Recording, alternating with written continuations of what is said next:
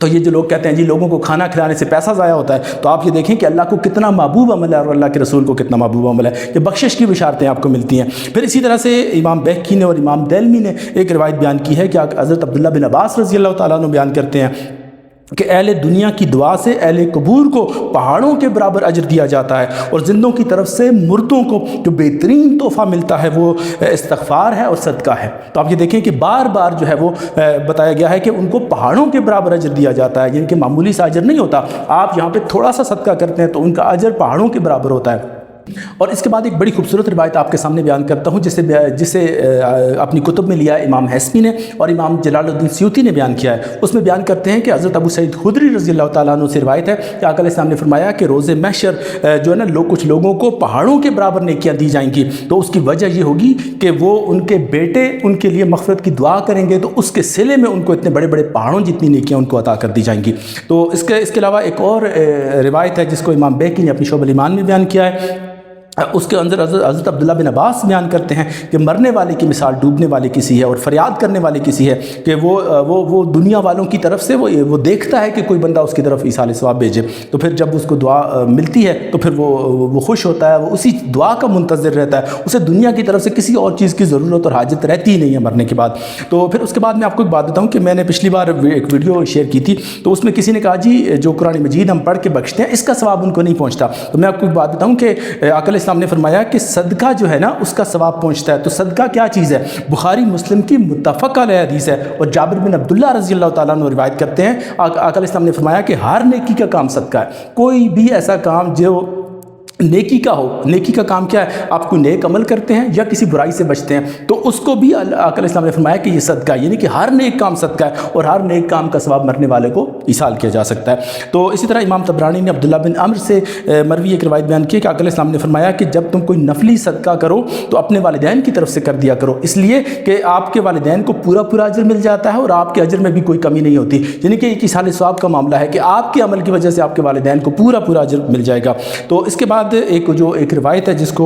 ملا علی قاری نے بیان کیا اور امام سیوطی نے بیان کیا ہے، وہ بیان کرتے ہیں کہ انصار کا جو معمول تھا، ایک تو مہاجرین صحابہ تھے نا جو مدینہ کے رہنے والے انصار صحابہ تھے، ان کا یہ معمول تھا کہ ان کا کوئی عزیز فوت ہو جاتا تو ان کی قبروں پر جا کر قرآن خوانی کیا کرتے تھے، قرآن مجید پڑھا کرتے تھے۔ اور اس کے علاوہ ایک آخری حدیث مبارکہ آپ کے ساتھ بیان کر کے تو میں اپنی بات کو کلوز کرتا ہوں۔ آقا علیہ السلام نے فرمایا کہ اس بات کو بیان کیا ہے امام جلال الدین سیوطی نے شرح الصدور کے اندر بیان کیا، اور امام جلال الدین سیوطی بیان کرتے ہیں کہ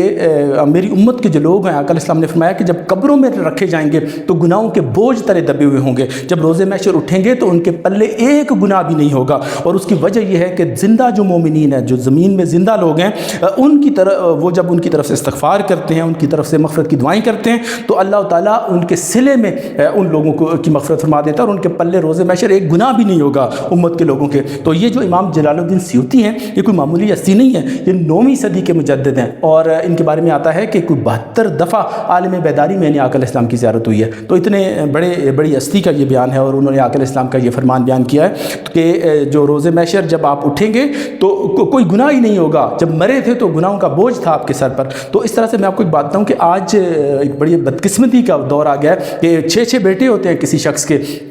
باپ فوت ہو جاتا ہے اور اسے ایصال ثواب کی اس طرح ضرورت ہوتی ہے جس طرح ڈوبنے والے کو کسی سہارے کی ضرورت ہوتی ہے۔ تو یہ بہانے ڈھونڈتے ہیں کہ کسی طرح جی کوئی ہمیں موقع مل جائے تو ایصال ثواب کا ہم انکار کرتے ہیں، جی پہلے دن کا کھانے سے بچت ہو جائے، یا پھر آگے ہمیں 40ویں کی دعا نہ کرنی پڑے، 7ویں کی دعا نہ کرنی پڑے۔ ارے جس باپ نے ساری زندگی کما کے خود بھوکا رہ کر لوگوں کی باتیں سن کر تمہیں کھلایا پال پوس کے بڑا کیا، تو آج اسے مرتے وقت ایصال ثواب کی ضرورت ہے تو آپ اس کے لیے ایصال ثواب نہیں کر سکتے، آپ بہانے ڈھونڈتے ہیں۔ جس ماں نے ساری رات جاگ کر آپ کو پال پوس کے بڑا کیا ہے، آج وہ فوت ہو چکی ہے اور اب اس کا جنازہ قبر میں رکھ دیا گیا اور اسے ایصال ثواب کی ضرورت ہے، اور اولاد ہے کہ بہانے تلاش کرتی ہے کہ کسی طرح سے کوئی مولوی ہمیں یہ بتا دے کہ جی ہاں اس کے لیے ایصال ثواب نہیں ہوتا، یہ بدعت ہے، یہ گمراہی ہے، تو اس طرح سے جان چھڑاتے ہیں۔ تو یاد رکھ لیجیے گا کہ اس طرح کا کوئی مولوی جو آپ کو یہ کہتا ہے کہ ایصال ثواب منع ہے، یہ 40واں ناجائز ہے، وہ پرلے درجے کا گمراہ شخص ہے، وہ بدبخت ہے، وہ اتنا بڑا بدبخت ہے کہ وہ نہ اس کو بھی ایصال ثواب کبھی نہیں ملے گا، کیونکہ اللہ تعالیٰ فرماتا ہے کہ میں اپنے مومن کے گمان کے ساتھ ہوتا ہوں، جو بندہ میرا مومن بندہ مجھ سے جو گمان رکھتا ہے میں اسی طرح اس کے ساتھ معاملہ کرتا ہوں۔ تو اگر آپ کا گمان اللہ کے ساتھ یہ ہے کہ میرے مرنے کے بعد مجھے ایصال ثواب ملے گا، یا جو میں دعا کرتا ہوں میرے والدین تک اس کا ثواب پہنچے گا اور دیگر مومنین تک بھی پہنچے گا، تو آپ کی دعا جائے گی۔ اور جو بندہ یہ کہتا ہے کہ دعا نہیں پہنچتی تو اس کے لیے نہیں پہنچتی۔ آقا علیہ السلام نے فرمایا کہ وہ شخص میری شفاعت سے محروم رہے گا جو میری شفاعت پر یقین ہی نہیں رکھتا۔ تو لہٰذا آپ اگر چاہتے ہیں کہ آپ کے والدین کو ایصال ثواب پہنچے، آپ کے مرنے والوں کو ایصال ثواب پہنچے، تو آپ کو پہلے یہ عقیدہ رکھنا پڑے گا کہ انہیں ایصال ثواب پہنچتا ہے۔ پھر جب آپ خود قبروں میں ہوں گے تو آپ کا اگر یہ یقین ہوا دنیا میں کہ مرنے والوں کو ایصال ثواب پہنچتا ہے اور آپ خود بھی دوسروں کے لیے ایصال ثواب کرتے رہے اپنی زندگی میں، تو تب ہی آپ کو مرنے کے بعد ایصال ثواب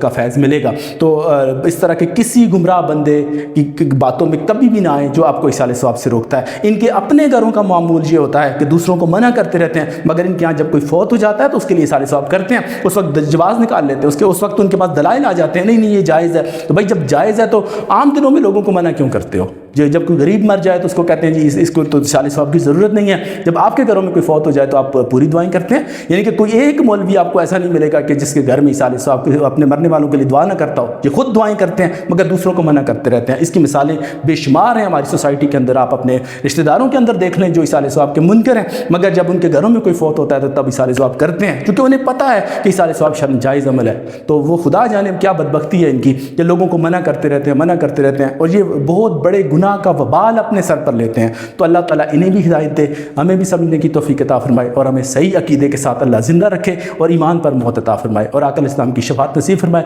جزاک اللہ۔